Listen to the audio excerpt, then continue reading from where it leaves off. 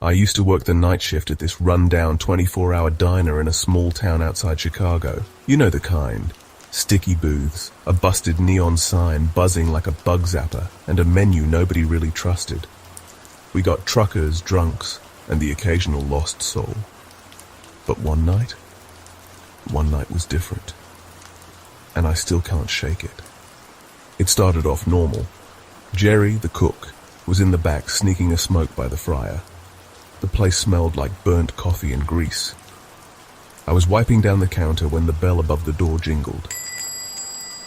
In walks this guy, old school suit, straight out of the 80s, skin pale as hell, eyes sunken like he hadn't slept in decades. It was like looking at a ghost. He didn't say a word, just slid into the booth in the far corner. The air felt colder. That booth always gave me the creeps. It was like it had its own dark aura. It was under the flickering light, the one that never stayed fixed no matter how many times we changed the bulb. The flicker seemed almost alive. I grabbed a menu, walked over. Coffee? He just nodded, staring right through me. Not at me, through me. Like he was looking at something behind my eyes. My gut clenched. I poured him a cup, turned for half a second, and when I looked back, the coffee was gone. Cup still there, bone dry, no steam, no sip marks, just gone. My stomach twisted up. You want something to eat? Meatloaf. His voice was rough, like sandpaper on stone, low, measured. I nodded back and hurried to the counter, trying to shake the bad feeling crawling up my spine. I told Jerry the order. Meatloaf? Nobody orders the meatloaf. He wasn't wrong. Last guy who did, well, let's not go there. As Jerry cooked, I glanced back. The guy was tapping his fingers on the table, slow and steady. Tick, tick, tick. The whole diner went quiet. No fridge hum, no fryer sizzle, just dead silence. Then I noticed something worse. He wasn't alone anymore. 2 more people sat with him now. Same old school clothes, same dead faces, same hollow eyes. I never heard the door open, never saw them come in. The meatloaf was ready, but every instinct screamed, "Don't go over there." My hands shook as I set the plate down. Then he smiled. His teeth weren't right. Too many, too sharp. Enjoy your meal. I stumbled back, knocking into a chair, bolting to the counter. You feel that? Nods. I nodded. The air was thick, charged, like the moment before a lightning strike. It's not right. What? The meatloaf. It's not right. I can get you something else. No, not fresh enough. Then he reached into his suit pocket, pulled something out, placed it on the table, pushed it toward me with one long finger, a driver's license. My breath hitched. It was mine. Before I could move, the lights flickered. The bell above the door rang. And just like that, the diner was empty. No sign of them, just a half-eaten plate of meatloaf, and my own driver's license staring back at me. I quit the next day. Didn't even bother picking up my last check. But sometimes, when I drive past that old diner real late, I swear I see them, sitting in that same booth, watching, waiting.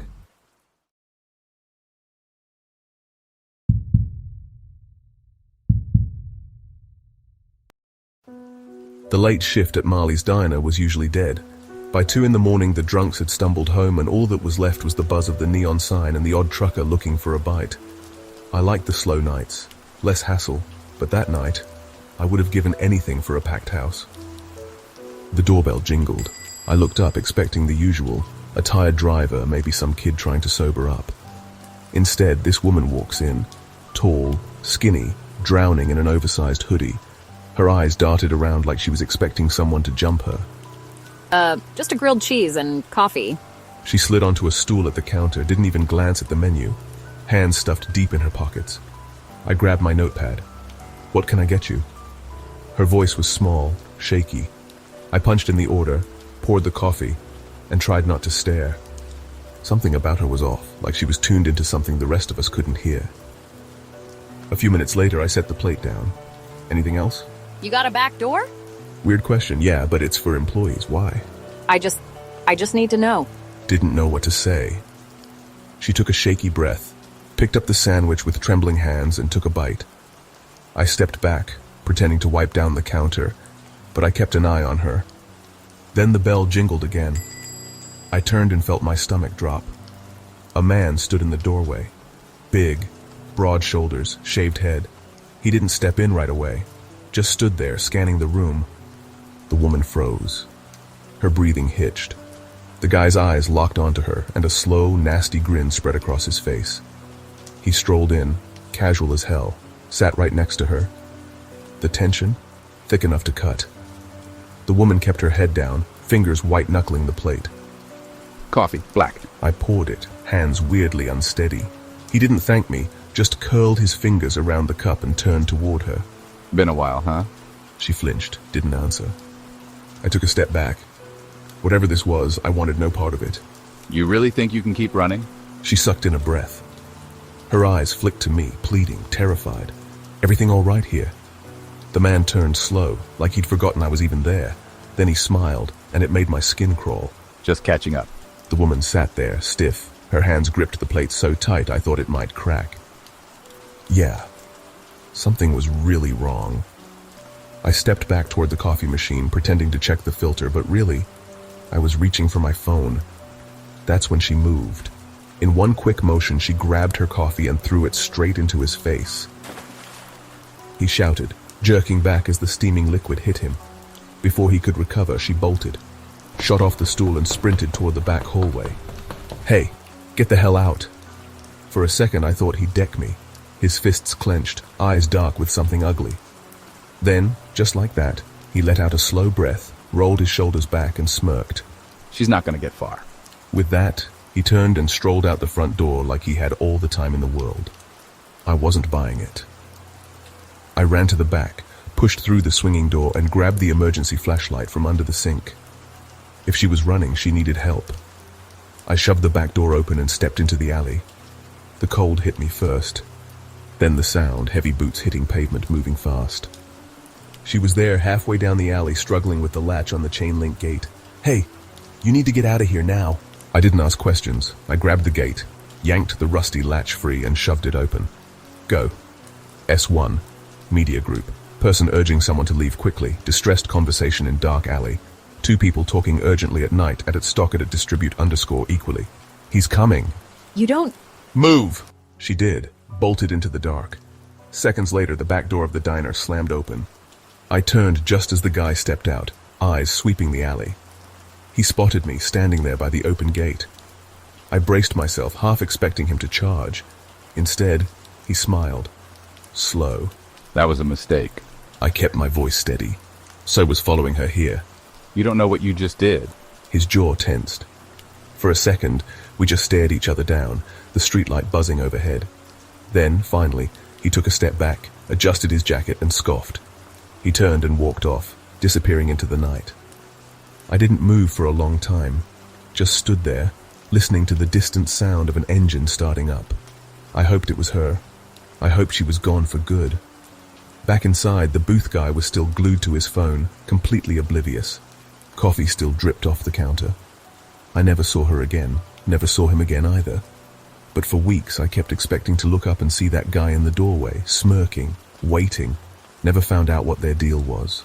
Never knew if she got away or if he caught her. Or if he's still out there, looking. All I know, that night I didn't just serve coffee. I helped someone disappear.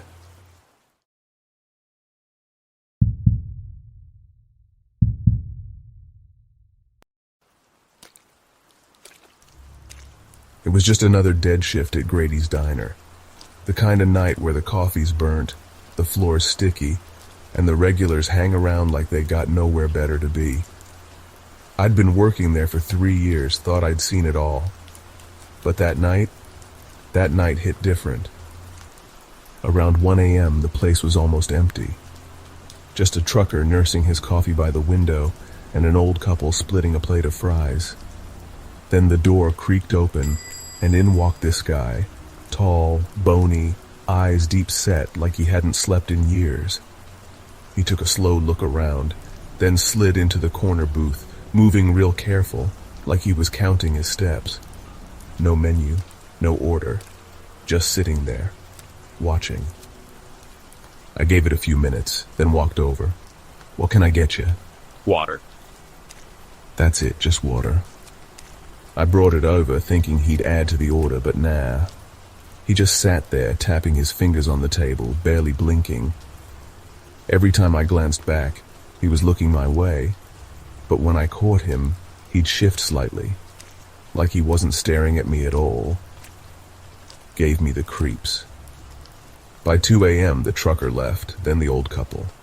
It was just me, Luis in the kitchen, and that dude still sitting in his booth. I tried to focus on wiping down tables, but I could feel it. His eyes on me. Heavy, unsettling. The diner was dead quiet, except for the hum of the old fridge behind the counter. Every time I turned my back, my gut twisted like something was off. A little voice in my head told me, "Lock the damn door." At 2:30, I walked back over, keeping my tone casual. "Kitchen's closing soon. You sure you don't want anything?" Just waiting. I forced a laugh. Waiting for what? He didn't answer. I turned, trying to ignore the way my skin prickled, but then I saw something that made my stomach drop. His reflection in the front window. He wasn't looking at me. He was watching the door. I swallowed hard, glancing outside. The parking lot was empty, no cars, no drunks stumbling in, just stillness. I turned back. "Look, man, if you're not ordering anything, I gotta ask you to leave." He let out this slow breath, like he was amused. Then, finally, he moved, reached into his pocket, pulled out a folded-up paper, and slid it across the table. I hesitated, then picked it up. One look, and my blood ran cold. "A missing person flyer. Young woman, early 20s, blonde hair, been gone 2 days. Scene 15. Do you know her?" You know her? He asked, voice too calm. I shook my head. No. Should I? Scene 16. Disappearing act. He just studied me for a second. Then, without another word, he stood up, pushed his chair in, and walked out, disappearing into the night. Scene 17. Call the cops. I stared at that flyer, my pulse hammering. Then right as I grabbed my phone, Luis stepped out of the kitchen, wiping his hands on a rag. "Who was that?" "No idea," I muttered, "but I think I need to call the cops." I dialed the number on the flyer first. It rang twice before a groggy voice picked up. Hello? Hi, I work at Grady's Diner. Someone just left this flyer here. Are you looking for... The voice sharpened instantly. No, but... S1. Media group. Surprised woman on phone in late night diner. Woman reacting on phone in late night diner at stock. At distribute _ equally. You saw her? Please. The woman on the other end sounded frantic. I'm her sister. We've been searching everywhere. Who gave you the flyer? Some guy, tall, wiry, didn't say much, just left it and walked out. Silence. Did he say anything else? Just that he was waiting. A shiver crawled up my spine. I hung up and called the cops. The next morning I found out why. They found the woman not far from the diner. She wasn't alive. The news didn't say much, just that the body of missing woman Claire Nolan was discovered early this morning. That phrasing made my stomach turn. A few days later, a detective came by. He asked some questions. When I described the guy, he and his partner exchanged a look. You ever seen him before? He asked. You sure? His voice was steady, careful. I nodded. Why? Who is he? The detective hesitated, then sighed. We don't know. But you're not the first to mention him. He shows up at places tied to missing people. Never does anything. Just waits. I thought back to the way his fingers tapped the table. The way he never drank his water. The way he sat there, watching the door, like he knew exactly what was coming. If you ever see him again, the detective said, call us. I nodded, but deep down I already knew. I never wanted to see that man again.